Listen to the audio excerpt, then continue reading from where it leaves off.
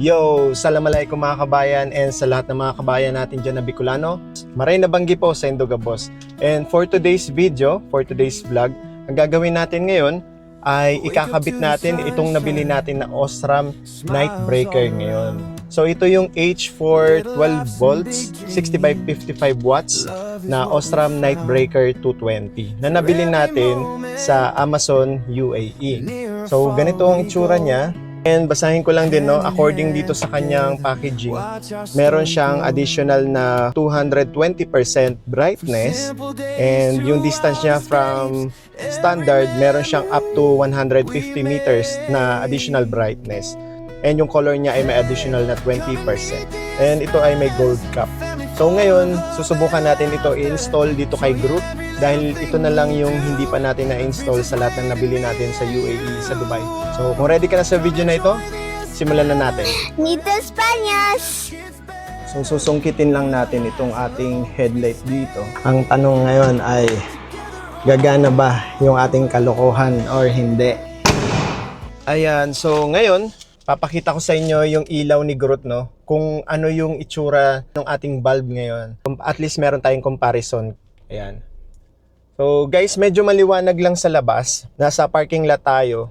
So kapag tinurn on ko yung ating ilaw, yung ilaw na nakikita nyo ngayon ay yung ating fog lamp. Okay? So patayin natin siya. Ngayon naman, ang makikita nyo ay yung ating mismong headlight. So si headlight, ganyan po siya. Abot naman yung ilaw niya dun sa puting kotse, pero hindi siya ganun kalakas para sa akin, no? Kapag ginamitan naman natin na headlight, kapag naka-high na to, ganyan naman yung magiging itsura niya. So kung napansin nyo, ang laki ng difference, no? From dun sa ating low light or yung normal light natin, wala tayong masyadong makita or mapansin na ilaw, lalo na kapag kagabi.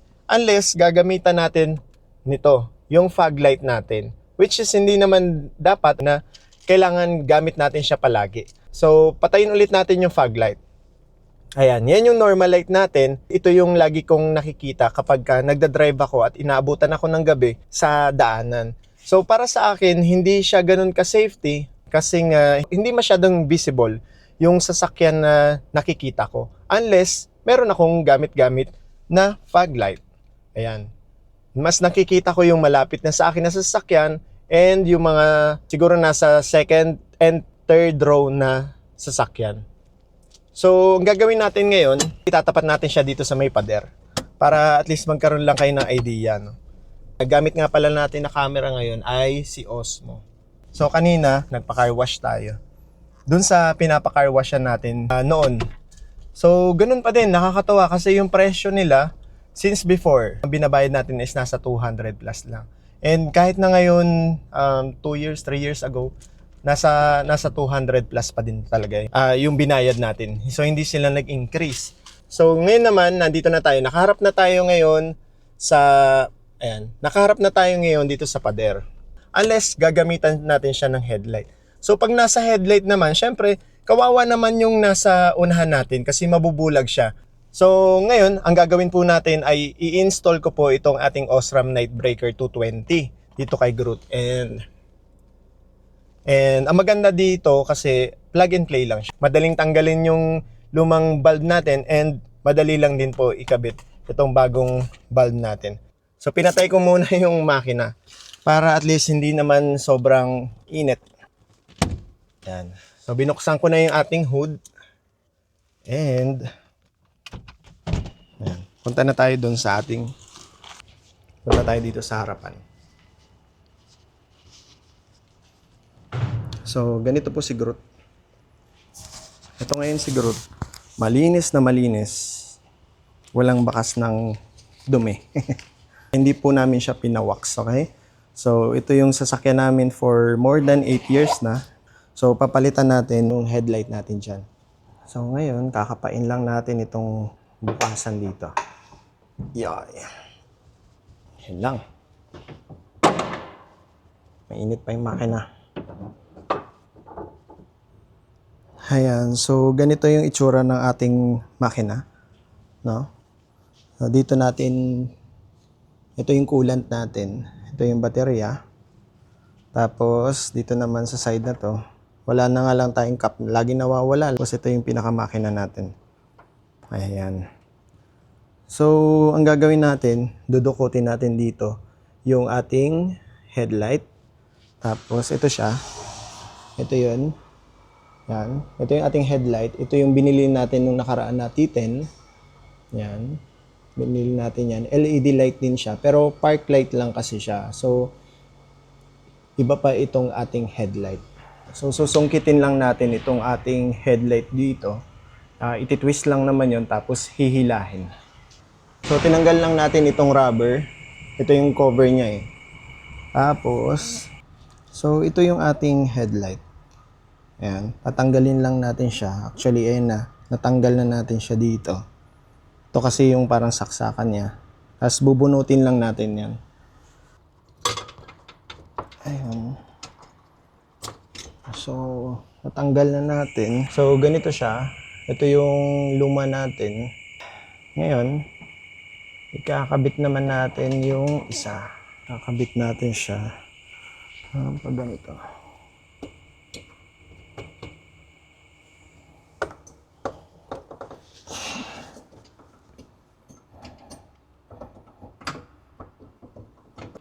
And saka natin siya i-lock. So, nailak na natin. And ikakabit naman natin ngayon yung para sa mismong saksakan. Yan. And then after ay ibabalik natin to. Yung kanyang cover. Para kahit na umuulan, hindi siya mababasa ng basta-basta. So, make sure na fitted siya. Maayos yung pagkakabit natin. Okay. One down.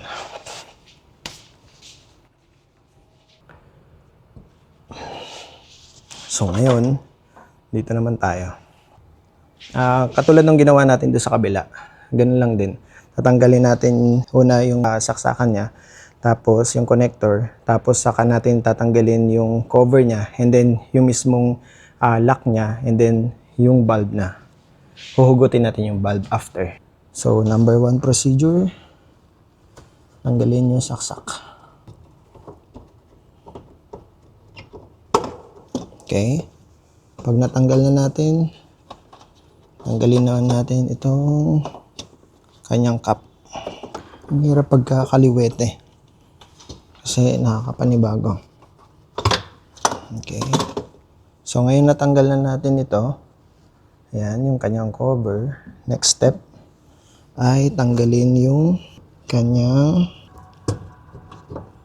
ayan. So, madali lang naman. Tinanggal lang natin yung lock. No?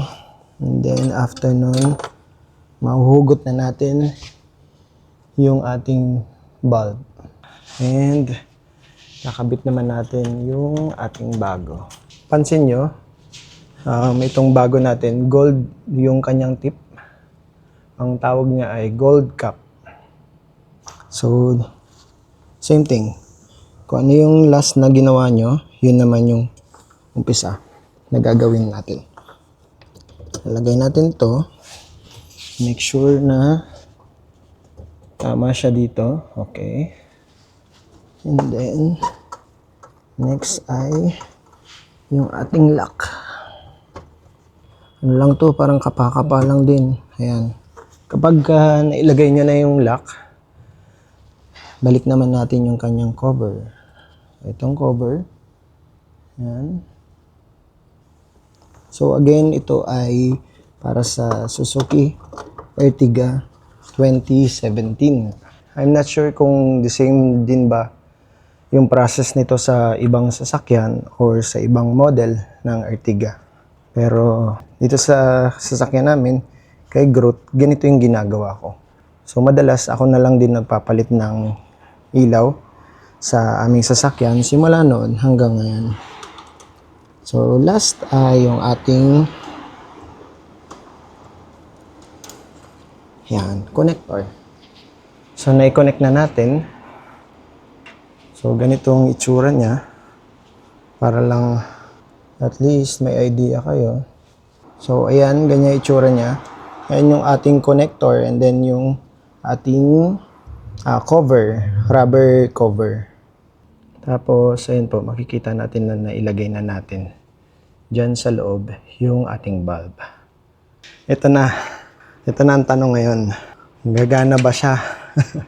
Ang tanong ngayon ay, gagana ba yung ating kalokohan or hindi? Ayan. Itong ating lumang bulb, tatabi lang natin siya kasi hindi pa naman siya sira. In case of emergency na masira yung ating nilagay na bulb na bago, at least meron tayong magagamit na spare. Sara muna natin tong hood para ma-check na natin. So make sure na nakalock yung inyong hood. So ngayon natin malalaman kung gagana ba yung ating nilagay. Ngayon, start na natin si Groot. Okay. Okay. Papakita ko sa inyo yung ating headlight ngayon. So, itong nakikita nyong white light ay yung ating LED light. Okay? And, ito na po yung ating headlight. Yes. So, pag nilakasan nyo pa siya, ganyan na po siya kalakas. Pakita natin labas. So ngayon naman pakita natin labas. Ganito na yung headlight natin ngayon. Nakita natin. Yun. Ganda. So yung ating T10 at yung ating headlight. Ganito na siya. So, compare sa kanina, mas visible na siya sa mata ko ha. So, sa ngayon, mas kita na yung yellow light niya. Kikita nyo naman dito sa akin, no? Meron na akong tinted na ng yellow light. Liwanag natin, no? And ito yung ating regular light. So, pareho yan. Ayan siya. Ito yung normal. And kapag naka-headlight naman tayo, ayan, bangis.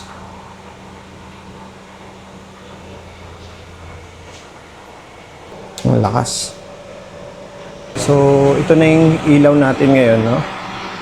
And again, masyadong maliwanag po yung ating parking area dito.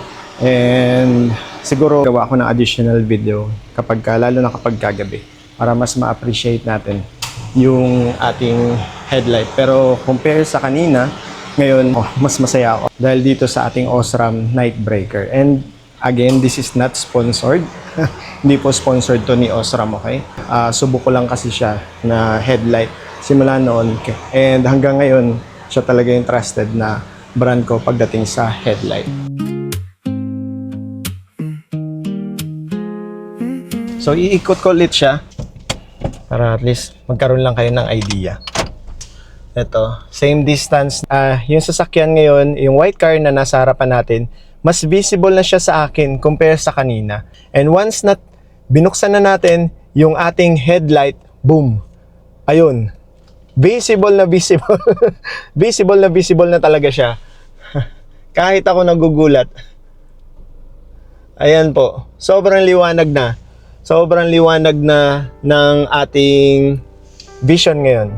So ayan mga kabayan, ayan po yung ating unboxing and review na din po ng ating product, Osram H4 Nightbreaker 220. So kung nagustuhan nyo ang video natin for today, please give it a thumbs up and mag-subscribe na rin kayo sa ating YouTube channel, Meet the Spaniards. And kung meron kang katanungan, kabayan, i-comment nyo lang yan sa baba ng ating video and sasagutin natin yan sa mga susunod na vlog. Ating Osram Nightbreaker sa labas. Habang gabi pa at maganda pa yung maganda na makita natin ito. Ayan. Kita nyo ba? Sa simpleng araw hanggang lakbay saya, bawat alaala'y mahalaga. Hey, halika't kilalanin ng Españols, pamilyang puno ng saya't ligaya. Sa munting bagay, saya'y nadarama, may adventure para sa ating dalawa. O halika't sumama sumama sa Espanas, araw-araw lalong gumaganda. Sa lungkot man o saya'y magkasama habang buhay, di magkakahiwalay.